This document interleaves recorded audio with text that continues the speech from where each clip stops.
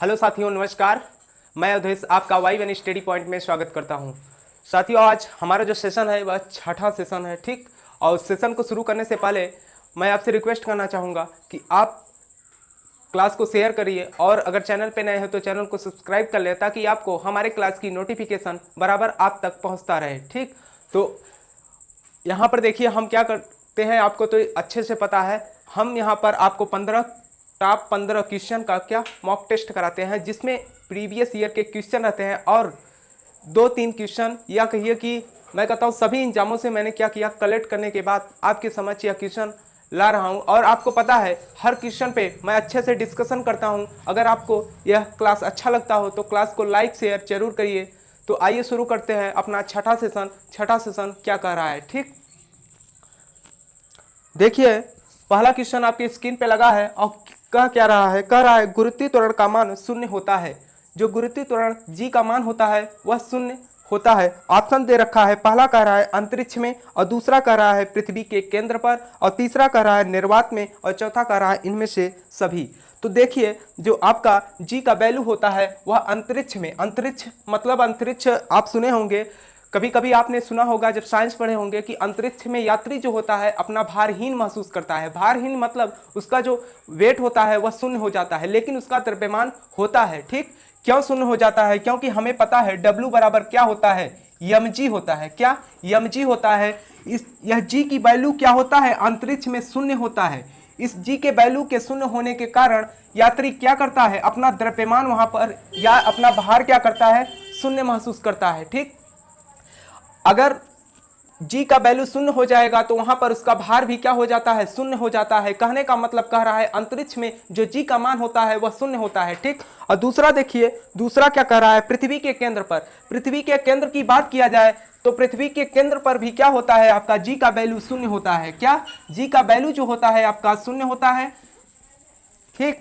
g का मान क्या होता है, पृथ्वी पर भी क्या, पृथ्वी के केंद्र पर जो g का मान होता है वह शून्य होता है। क्या शून्य होता है। अब देखिए निर्वात, निर्वात क्या होता है, आपको पता है जो निर्वात होता है, निर्वात की बात किया है। निर्वात एक ऐसा माध्यम है जहां पर न वायु न हवा न कुछ हो।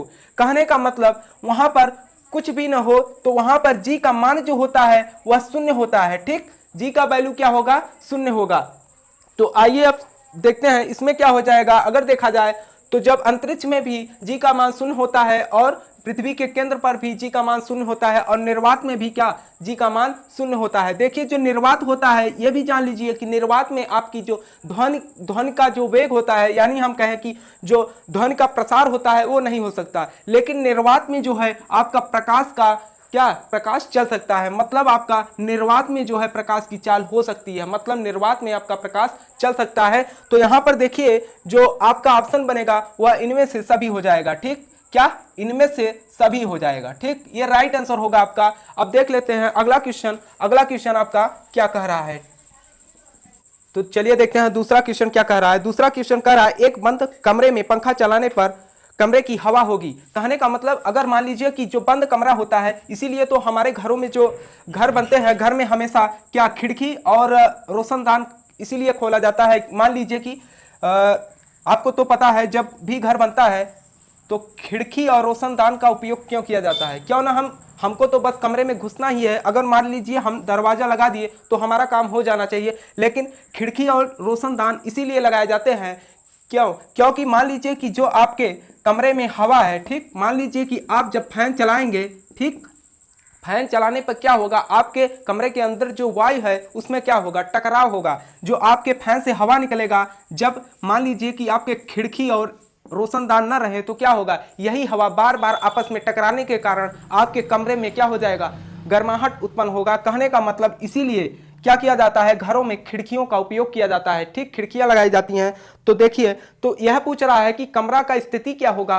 पहला देखिए क्या कर रहा है, पहला कर रहा है ठंडा हो जाएगा, और दूसरा कर रहा है गर्म हो जाएगा, तीसरा कर रहा है कोई प्रभाव नहीं पड़ेगा, और चौथा कर रहा है इनमें से कोई नहीं। तो देखिए आपके कमरा जो होगा वह तो ठंडा नहीं हो सकता, ठीक। क्यों नहीं ठंडा हो सकता ये मैंने आपको बता दिया। अब बात आई गर्म हो सकता है। हाँ, कमरा जो है आपका गर्म हो जाएगा। अब गर्म क्यों होगा, हमने बताया वाई जो आपके कमरे में है, जो फैन चलेगा आपका, फैन से जो हवा निकलेगा वो आपस में टकराएंगे। जब टकराएंगे कहीं से निकलने का मार्ग नहीं रहेगा तो कुछ देर बाद आपका कमरा क्या हो जाता है, गर्म हो जाता है। इसीलिए कहा जाता है जब भी आप फैन चलाइए तो खिड़की या रोशनदान को खोल कर चलाइए ताकि आपको ठंडा महसूस हो। ठीक, तो आपका इसमें देखिए जो राइट आंसर होगा वह कौन सा हो सकता है, गर्म हो सकता है। ठीक, क्या हो जाएगा, गर्म हो जाएगा। अब दूसरा देखिए, अब अगले क्वेश्चन पे बात कर लेते हैं। अगला क्वेश्चन आपका क्या कह रहा है,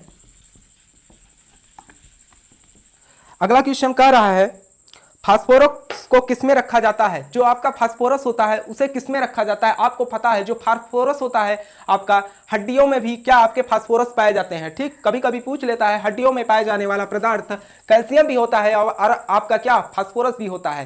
कैल्शियम बहुत प्रचुर मात्रा में आपके हड्डियों में पाया जाता है। ठीक, फास्फोरस की मात्रा भी आपके हड्डियों में होता है। तो देखिए कह रहा है फास्फोरस को किस में रखा जाता है। ठीक, पहला कह रहा है केरोसिन, केरोसिन मतलब जो आपका मिट्टी का तेल होता है उसी को केरोसिन बोलते हैं। और दूसरा कह रहा है डीजल में, और तीसरा कह रहा है पानी में, और चौथा कह रहा है वायु में। तो देखिए यहाँ पर डीजल इतना ज़्यादा महंगा है कि उसमें रखना तो इम्पॉसिबल है। ठीक, ना तो केरोसिन में रखा जाता है आपका, ना तो डीजल में रखा जाता है, या रखा जाता है आपका पानी में। किसमें, पानी में, आपका पानी में रखा जाता है क्या, फास्फोरस। अब पानी में क्यों रखा जाता है, ठीक, पानी में क्यों रखा जाता है ये भी जान लीजिए आप। वायु में क्यों नहीं रखा जाता, क्योंकि यह वायु में क्या करता है, रिएक्शन करने के बाद अगर इससे आग थोड़ा सा भी दिख जाए तो यह बहुत तेजी से क्या करता है, जल जाता है। कहने का मतलब अगर मैं वायु में रख दूं तो यह भी क्या, जल जाएगा। इसे सुरक्षित रखने के लिए क्या किया जाता है, पानी में रखा जाता है। कभी कभी आप देखे होंगे कि मान लीजिए कि कहीं पर आग लगा हो, एक हड्डी का उपयोग, जैसे मान लीजिए आप जाते होंगे कहीं पर, कहाँ, मान लीजिए कि जहां पर लाश जलाया जाता है। ठीक, जहां पर लाश जलाया जाता है, जब लास्ट में लाश बचती है तो हड्डी बचती है। ठीक, जब हड्डी जलती है तो उस समय देखिएगा, मान लीजिए कि उस समय बारिश हो जाए तो क्या करता है, कुछ देर बाद जलना बंद हो जाता है। लेकिन आप जनरली तौर पे सोचिए कि घरों में अगर मैं मान लीजिए कि लकड़ी जलाता हूं, अगर उस पर पानी पड़ जाता है तो क्या वह लकड़ी जलना बड़ी मुश्किल हो जाता है। क्यों, क्योंकि लकड़ी में जो है फास्फोरस मौजूद नहीं होता, और हड्डी में आपके फास्फोरस मौजूद होने के कारण यह तुरंत क्या करता है, जलने लगता है। अगर थोड़ा सा भी आग पा जाता है तो आपका जलने का काम शुरू हो जाता है। ठीक, इसीलिए क्या फास्फोरस जो होता है आपका पानी में रखा जाता है। ठीक, अगर पानी उस पर डाल दिया जाए तो आपका जलना जो है थोड़ा कम हो जाता है। ठीक, अब हम तो इसमें आपका जो आंसर होगा वह कौन सा हो सकता है, देखिए तो आपका राइट आंसर जो होगा पानी में। ठीक, पानी में रखने पर क्या हो जाएगा, या कम जलेगा या सुरक्षित रहेगा आपका। अब अगला क्वेश्चन देख लेते हैं। अगला क्वेश्चन आपका क्या कह रहा है, अगला क्वेश्चन कह रहा है जब मेंडलीफ ने अपना काम शुरू किया था तब कितने तत्व ज्ञात थे। कहने का मतलब मेंडलीफ क्या किए थे, आधुनिक आवर्त सारणी, या पहले तो उन्होंने जब शुरू किया था मतलब आवर्त सारणी का निर्माण सोचा था तो उस समय कितने तत्व आपके ज्ञात थे, यह पूछ रखा है। पहला कह रहा है 65 तत्व, और दूसरा कह रहा है 75, और तीसरा कह रहा है 66, और चौथा कह रहा है 63। तो देखिए जब मेंडलीफ ने क्या किया था, आवर्त सारणी को सोचा कि आवर्त सारणी को किस क्रम में रखा जाए, कैसे रखा जाए, उस समय आपके ज्ञात तत्वों की संख्या 63 थे। ठीक, कितने थे, 63। तो आपका ऑप्शन देखिए क्या कह रहा है, 63 नंबर सही हो जाएगा। आपका ऑप्शन यहां पर देखिए चौथा दिया है। अब हम बात कर लेते हैं अगले क्वेश्चन पर। अगला क्वेश्चन क्या कह रहा है, अगला क्वेश्चन कह रहा है आवर्त सारणी से ही रिलेटेड है लेकिन यह आधुनिक आवर्त सारणी से है। कह रहा आधुनिक आवर्त सारणी में कितने समूह और आवर्त मौजूद है। प्रेजेंट टाइम में जो आपके आधुनिक आवर्त सारणी है उसमें समूहों की संख्या और आवर्त की संख्या क्या है, यह ध्यान रखिएगा। आपके एग्जाम में आवर्त सारणी से रिलेटेड एक क्वेश्चन जरूर पूछेगा, चाहे आपका एनटीपीसी का हो, चाहे एसएससी जीडी या ग्रुप डी, कोई भी एग्जाम हो। अगर देखा जाए तो आवर्त सारणी से रिलेटेड क्या करता है, एक क्वेश्चन जरूर पुटअप करता है आपके एग्जाम में। तो ध्यान रखिएगा, आप आवर्त सारणी को अच्छे ढंग से पढ़ लीजिएगा। देखिए इसमें कह रहा है, पहला क्या कह रहा है, 18 समूह और 9 आवर्त। ये तो नहीं हो सकता क्योंकि 18 समूह तो होते हैं लेकिन 9 आवर्त आपके आवर्त सारणी में नहीं होते। और दूसरा कह रहा है 18 समूह 7 आवर्त। ये बात थोड़ा लग रहा है क्योंकि हमें पता है आपके आवर्त सारणी में 7 आवर्त होते हैं। क्या, 7 आवर्त होते हैं आपके, और 18 समूहों की संख्या है। ठीक, समूहों की संख्या, अब 18 समूहों की संख्या है तो जो आपका 18वां समूह है इसी को हम कहते हैं शून्य समूह। कभी कभी आपके एग्जाम में डायरेक्ट पूछ लेता है शून्य समूह किसे कहते हैं, जो आपका 18वां नंबर है वही आपका शून्य समूह होता है। ठीक, तो यहाँ पर देखिए आपका जो आंसर बन सकता है वह बी ही बन सकता है। लेकिन आगे भी हम ऑप्शन को देख लेते हैं। आगे ऑप्शन क्या है, कह रहा है 8 समूह 7 आवर्त। 7 आवर्त तो ठीक है, लेकिन 8 समूह आपके आधुनिक आवर्त सारणी में नहीं होते। और चौथा कह रहा है 18 समूह 18 आवर्त, ऐसा नहीं है। ठीक, तो यहां पर देखिए जो आपका आंसर बनेगा वह कौन सा बन सकता है, 18 समूह और क्या, 18 समूह और 7 आवर्त, यही आपका राइट आंसर होगा। ठीक, अब हम बात कर लेते हैं अगले क्वेश्चन पे। ये क्वेश्चन आपको समझ में आ रहा हो, अगर आपको क्लास अच्छा लग रहा हो भाई साहब, तो क्लास को लाइक करें, अगर हो सके तो अपने दोस्तों के साथ शेयर करें, ताकि अगर उन्हें भी मॉक टेस्ट की ज़रूरत हो तो वो भी यहाँ पर क्या अपना क्लास अटेंड करके क्वेश्चन को देख सकते हैं कि आपके एग्जाम में कैसा क्वेश्चन पूछा जा रहा है। ठीक, अब देखिए कह रहा है अगला क्वेश्चन क्या कह रहा है, साधारण चुंबक किससे आकर्षित नहीं करता। जो आपका साधारण चुंबक होता है, साधारण चुंबक किसे आकर्षित नहीं करता।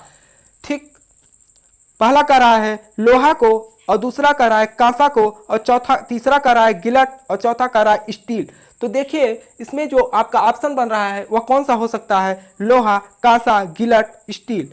तो देखिए आपका आंसर क्या हो सकता है, जो आपका कांसा होता है। कांसा क्या होता है, जो आप ये कहिए कि थोड़ा उसमें पीतल की मात्रा रहती है, तो उसमें क्या होता है, उसमें आपका जो साधारण चुंबक होता है वो क्या करता है, उसे आकर्षित नहीं करता। बाकी जितने भी धातु आपके ऑप्शन में मौजूद है इन सभी को क्या करता है, चुंबक क्या करता है, असाधारण चुंबक अपनी ओर आकर्षित करता है। तो यहाँ पर देखिए आंसर जो होगा वह कौन सा हो सकता है, आपका ऑप्शन नंबर आपका कांसा, कांसा राइट आंसर हो जाएगा। ठीक है, तो अब हम देख लेते हैं अगला क्वेश्चन आपका क्या कह रहा है। अगला क्वेश्चन देखिए आपका क्या कह रहा है, आपके स्क्रीन पर क्वेश्चन लगा है, कम से कम क्वेश्चन का जवाब तो दीजिए कि हाँ सर ये हो सकता है। ठीक, कमेंट करिए तो हम समझेंगे कि हाँ कि आपको यह क्वेश्चन आ रहा है। और देखिए जो क्वेश्चन मैं करा रहा हूं, अगर आपको लगता हो कि ये मान लीजिए कि आपके प्रीवियस ईयर के क्वेश्चन ना हो, तो आप कहीं से भी कोई भी बुक उठाइए जो आपके क्या हो वहां पर सेलेक्टेड हो, मतलब प्रीवियस ईयर के क्वेश्चन वहां पे मौजूद हो, तो आप देखिएगा क्या ये क्वेश्चन आपके एग्जाम में पूछे जा चुके हैं। ठीक, और कहने का मतलब हमारे इस क्लास में इस क्वेश्चन का लाने का हमारा पर्पज यही था कि आपको पता चले कि आपके एग्जाम में जो एग्जामिनर क्वेश्चन पुटअप कर रहा है वो कहाँ तक सोच रहा है, और क्वेश्चन कहाँ से पुटअप कर रहा है, किस चैप्टर से ज़्यादा आ रहा है, और क्वेश्चन का लेवल क्या है। ठीक, तो आइए अब अगले क्वेश्चन को देख लेते हैं। अगला क्वेश्चन आपका क्या कह रहा है, देखिए अगला क्वेश्चन कह रहा है समुद्र जल में ध्वनि की गति होती है। जो समुद्र में जल होता है उसमें जो समुद्री जल होता है, या कहिए साधारण जल, कोई जरूरी नहीं है कि समुद्री ही जल, अगर मैं बात करूं समुद्री जल में ध्वनि की गति होती है, समुद्री जल में ध्वनि की गति होती है।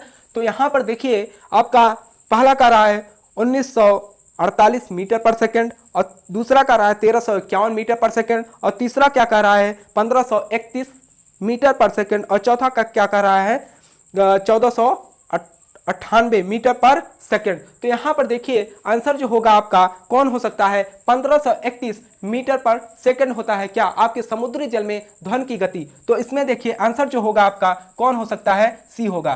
ठीक, सी आपका राइट आंसर हो जाएगा, ये ध्यान रखिएगा। और कभी कभी आपसे पूछ लेता है वायु में ध्वनि की चाल कितना होता है, तो आपको पता है 332 मीटर पर सेकेंड वायु में ध्वनि की चाल होती है।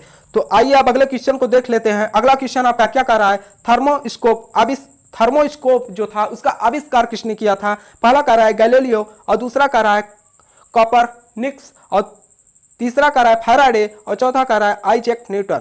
तो देखिए यहाँ पर थर्मोस्कोप की खोज जो वैज्ञानिक थे वो कौन किए थे, गैलीलियो साहब ने किया था। अब थर्मोस्कोप होता क्या है आपको पता है, थर्मोस्कोप एक ऐसा माध्यम है, अगर मान लीजिए कि कहीं पर आप जनरली तौर पे चाय का जो थर्मोस्कोप होता है आपको पता है, या हम कहें कि क्वेश्चन क्या कर रहा है, थर्मोस्कोप की आविष्कार किसने किया था सीधा। तो थर्मोस्कोप जो होता है अगर हम बात करें तो ये क्या काम करता है, ये काम करता है मान लीजिए कि यहाँ पर कोई आप पानी गर्म करके रखे हैं, तो उसको क्या करता है, ये उसी टेम्परेचर में मेंटेन कर रखता है। ठीक, तो थर्मोस्कोप का जो आविष्कारक थे वो कौन वैज्ञानिक थे, अभी हमने आपको बताया गैलीलियो। ठीक, तो आपका ऑप्शन कौन हो सकता है उसमें देखिए और बताइए कि आंसर कौन सा हो सकता है। आंसर जो होगा आपका यहाँ पर देखिए आंसर आपका पहला ही बन रहा है, गैलीलियो साहब आपके ऑप्शन में पहले ही मौजूद हैं, तो आपका राइट आंसर जो होगा वह पहला हो जाएगा। ठीक, पहला आपका राइट आंसर होगा, यही आपका आंसर होगा। अब देख लेते हैं अगला क्वेश्चन कि अगला क्वेश्चन आपका क्या कह रहा है।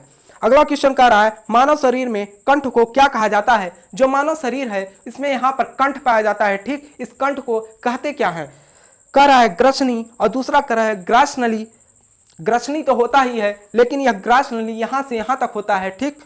ग्रास नली को पूरा मार्ग बोला जाता है। और तीसरा कर रहा है वॉइस बॉक्स, और चौथा कर रहा है सभी। अगर बात किया जाए कंठ, केवल कंठ की बात किया है। कंठ एक आपका पॉइंट होता है, वह पॉइंट क्या काम करता है, बोलने का काम करता है। मतलब कंठ क्या काम करता है, आवाज को निकालने का काम करता है, ठीक। अगर कंठ जिसके पास ना हो वो आदमी बोल ही नहीं सकता। कहने का मतलब वह गूंगा भी नहीं होगा, उसके मुंह से आवाज ही नहीं निकलेगा, ठीक। कंठ क्या करता है, वह थोड़ा आवाज निकालने का काम करता है। वह कैसा भी आवाज हो वो आपके ऊपर डिपेंड करता है, ठीक। तो यहां पर देखिए, तो आंसर जो होगा आपका, पहला तो कह रहा है ग्रसनी, और दूसरा कह रहा है ग्रास नली, और तीसरा क्या कह रहा है वॉइस बॉक्स, और चौथा कह रहा है सभी। तो यहाँ पर वॉइस बॉक्स जो होता है, कंठ क्या काम करता है, कंठ जो होता है वॉइस बॉक्स में मौजूद होता है। तो आपका यहाँ पर आंसर जो होगा वह सी नंबर हो जाएगा। अब सी नंबर क्या दे रखा है, वॉइस बॉक्स दे रखा है, ठीक है। अब हम बात कर लेते हैं अगले क्वेश्चन पर। अगला क्वेश्चन आपका क्या कह रहा है, अगला क्वेश्चन क्या कह रहा है, कह रहा है उद्योगों में शक्ति की मात्रा होती है। जो बड़े बड़े उद्योग हैं आपके, कंपनियां हैं, जिसे हम बोले सीधा, उद्योगों में जो शक्ति की माप की जाती है वह किस में माप की जाती है। पहला कह रहा है वाट में, और दूसरा कह रहा है किलोवाट में, और दूसरा कह रहा है किलोवाट में, और तीसरा कह रहा है अशक्ति, और चौथा कह रहा है जूल। जो आपकी बड़ी बड़ी कंपनियां होती हैं उसमें जो आपका क्या कह रहा है, शक्ति की मात्रक जो होता है, यानी शक्ति को मापने का काम हस्त शक्ति में करते हैं। हस्त शक्ति क्या होता है, एक हस्त शक्ति बराबर क्या होता है, एक हस्त शक्ति जो होता है, अगर मैं पूछूं आपसे क्या होता है बताइए। एक हस्त शक्ति जो होता है, यह कहिए कि एक घोड़े के पास जितना शक्ति होगा, ठीक, एक घोड़े के पास जितना शक्ति होगा वही आपका एक हस्त शक्ति होता है।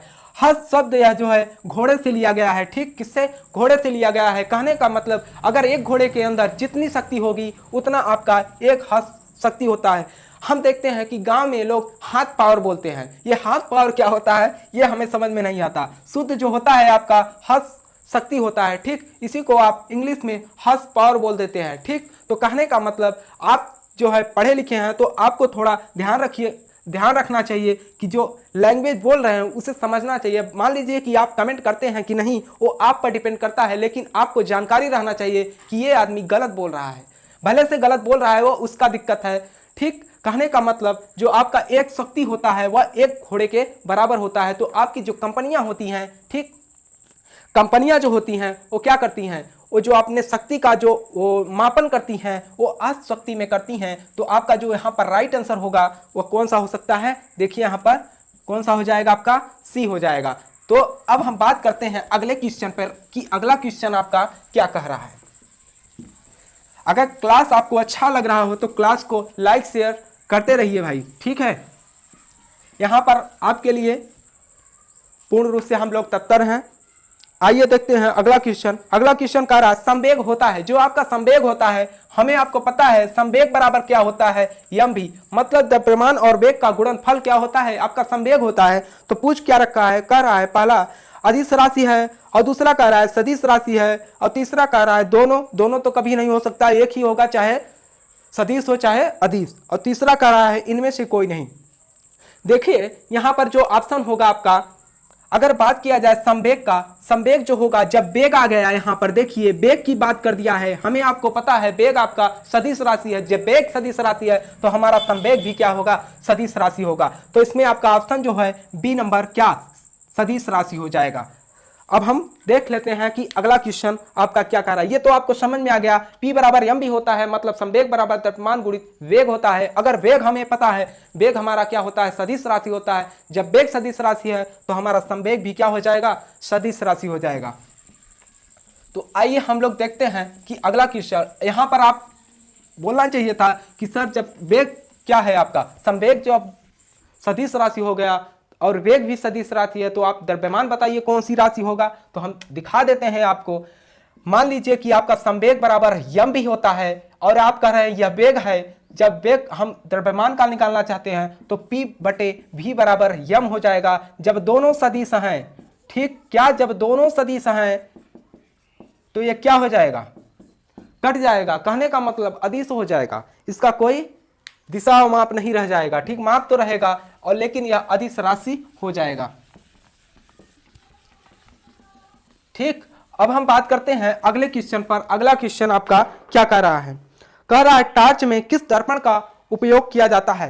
यह क्वेश्चन देखिए कभी कभी आपसे टार्च में पूछ लेगा, कभी कभी आपसे 4 व्हीलर या 2 व्हीलर के गाड़ी के हेडलाइट में पूछ लेता है कि उसमें कौन सा दर्पण उपयोग किया जाता है। ठीक, तो जो आपके दर्पण उपयोग किए जाते हैं, यहाँ पर टार्च हो या हेडलाइट हो, वहां पर क्या कौन सा दर्पण उपयोग करते हैं, अवतल दर्पण का उपयोग किया जाता है। किसका, अवतल दर्पण, अवतल दर्पण का उपयोग करते हैं। अब अवतल दर्पण का उपयोग क्यों करते हैं ये आपको अच्छे से पता होगा। ठीक है, अगर ना पता हो तो हम आपको बता रहे हैं, क्योंकि देखिए जो अवतल दर्पण होता है आपका, अवतल दर्पण जो होता है आपका, देख लीजिए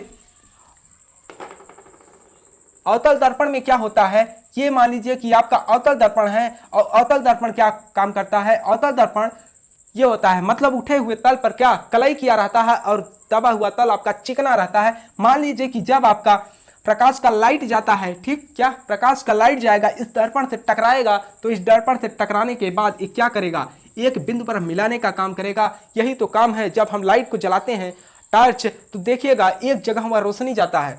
तो कहने का मतलब इन प्रकाश की किरण जो जाता है दर्पण से टकराने के बाद क्या वह एक जगह फोकस कर देता है, जिससे कि हमें स्पष्ट रूप से दिखाई देता है। कभी कभी हम देखते हैं घरों में जो टॉर्च आप इस्तेमाल करते हैं, लोग कहते हैं कि क्या इसका रोशनी बहुत ज्यादा है, रोशनी बहुत ज्यादा नहीं है, उसमें साइंस का कमाल है। ठीक, कहने का मतलब उसमें जो अवतल दर्पण का उपयोग किया गया है वो बहुत ही हाई क्वालिटी का है। कहने का मतलब जो आपका लाइट जलेगा, बल्ब जलेगा, वो पूर्ण रूप से क्या प्रकाश पूर्ण रूप से अवतल दर्पण से टकराने का काम कर जाता है। जब पूर्ण रूप से टकराएगा तो जितना वह प्रकाश इसमें टकराएगा वह एक जगह पर फोकस कर देगा।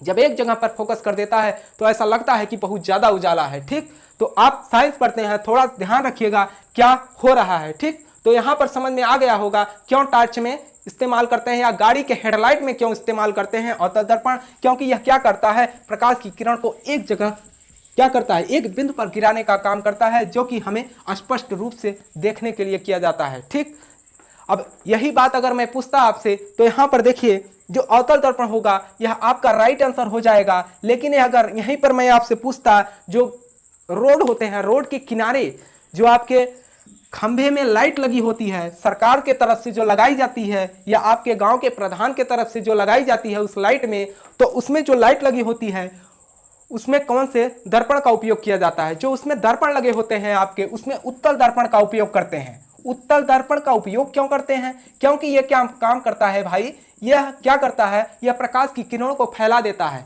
ठीक, प्रकाश की किरणों को क्या कर देता है, फैला देता है। अब फैलाने का मतलब है कि ज्यादा दूर तक क्या यह प्रकाश की किरणों को फैला देता है ताकि काफी दूरी पर क्या उजाला रहे।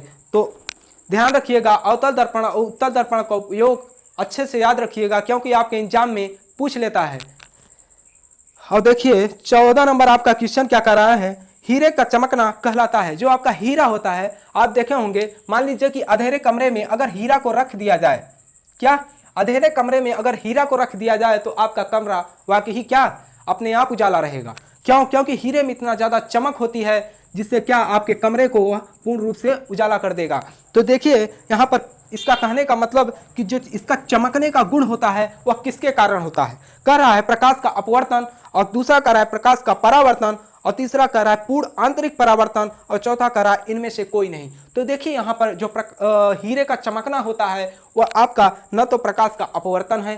प्रकाश का अपवर्तन कहने का मतलब यह है कि प्रकाश जो है आपकी किरण यहाँ पर टकराती है, उसे क्या टकराने के बाद जब क्या इधर जाती है तो उसे परावर्तन कहते हैं, और प्रकाश की किरण आती है तो उसे अपवर्तन कहते हैं। बात यहाँ पर ये अपवर्तन और परावर्तन की बात तो यहाँ पर खत्म हो गया।